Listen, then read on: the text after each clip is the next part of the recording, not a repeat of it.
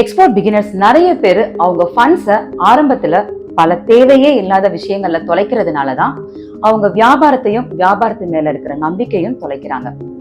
உதாரணமா சொல்லணும் அப்படின்னா, இப்போ ஒரு பிகினர் ஒரு ஒன் டே ட்ரைனிங்ல சொன்ன விஷயங்களை அப்படியே நம்ம அதை ஃபாலோ பண்ணோம் அப்படின்னா சீக்கிரமே பிசினஸ்ல ஜெயிச்சிடலாம் அப்படின்னு நினைச்சு company formation, registration, account open பண்றது, மெம்பர்ஷிப் எடுக்கிறதுன்னு பல விஷயங்கள்ல அவங்க காசை ஃபுல்லா செலவு பண்ணிட்டு ஃபண்ட்ஸை ஃபுல்லா லாக் பண்ணிடுறாங்க. விளைவு, சரியான பொருளை தேடி போக செலவு செய்ய யோசிக்கிறது, ஒரு நல்ல மேனுஃபேக்சரரை நேர்ல போய் சந்திச்சு பேச யோசிக்கிறது, ஒரு நல்ல விளம்பர தளத்துல பதிவு செய்ய யோசிக்கிறது, நம்ம கிட்ட இருக்கிற பொருள் சரியான தரத்துல தான் நம்மளை சுத்தி கிடைக்குதான்னு லேப் ரிப்போர்ட் எடுக்க யோசிக்கிறது, ஒரு பையர் சாம்பிள் கேக்குறாங்க அப்படின்னா சாம்பிள் அனுப்ப யோசிக்கிறது. இந்த மாதிரி தேவைப்படக்கூடிய ப்ரொடக்டிவிட்டியான வேலைகளுக்கு செலவு செய்ய யோசிக்கிறது.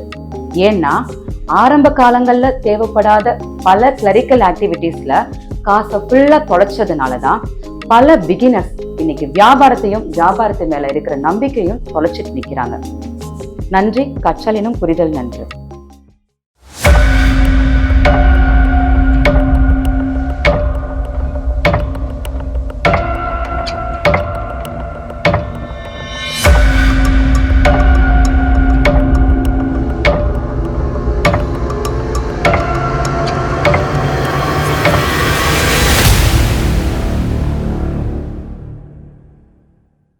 ஆபீஸ் ஓபன் பண்ணதாலையும் ஐஇ கூட எடுத்ததாலையும் முட்டாள்தனமா என்ன ஒரு எக்ஸ்போர்ட்டர்னு நானே நினைச்சுக்கிட்டு இருந்தேன்.